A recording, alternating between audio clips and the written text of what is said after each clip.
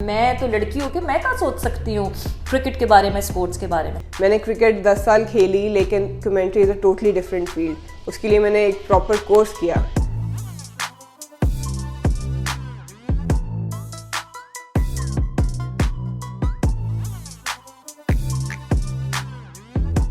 पहली दफ़ा हुआ है हमारे डोमेस्टिक में, इवन इंटरनेशनल लेवल पे विमेन क्रिकेटर्स या कमेंटेटर्स नहीं है ज़्यादा।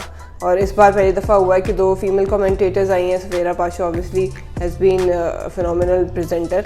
तो इस दफ़ा ये मौका बना है कि 2 फीमेल कमेंटेटर्स के साथ सवेरा भी थी और ये पूरा फीमेल पैनल जो है वो इंक्लूड हुआ। इट वॉज ब्रिलियंट, मतलब बहुत मज़े का था। आई हैड दैट टोटल मज़ेदार एनर्जी बिकॉज मेरे बराबर जो हैं वो ख़वातीन बैठी हुई थी।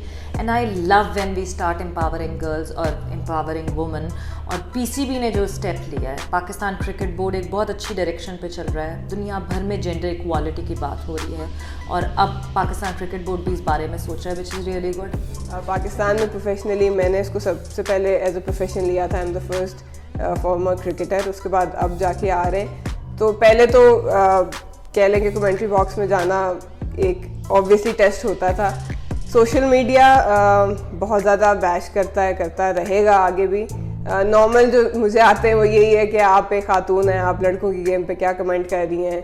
उन लोगों के लिए मैं यही कहूँगी कि बस अल्लाह आपकी मदद करे, बिकॉज़ वो ख़ुद भी कुड़ते हैं जब वो कमेंट करते हैं। कभी कभार होता है कि बहुत कोई कमेंट आपको हिट कर जाता है and I usually try to avoid them, but sometimes I do snap back. जो लोग नेगेटिव लेते हैं वो सिर्फ इस एस्पेक्ट पे लेते हैं कि लड़की है, वो बैकग्राउंड नहीं देखते, वो बात नहीं समझते, वो सुनते नहीं है, वो फॉलो नहीं करते। एक जनरल परसेप्शन उनका होता है कि लड़की है तो उसको कुछ नहीं पता होगा, स्पेशली स्पोर्ट्स के हवाले से।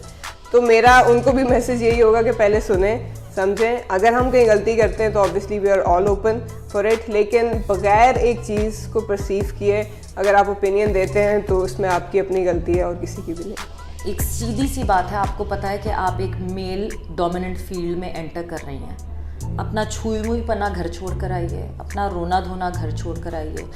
अगर आपने मेल डोमिनेंट सोसाइटी में शोल्डर टू शोल्डर खड़ा होना है बंदों के साथ, लड़कों के साथ, मर्दों के साथ, तो फिर आपको मर्दमार बनना पड़ेगा। और मर्दमार बनने का ये मतलब नहीं है कि जीन्स पहन लें, छोटे बाल कटवा लें।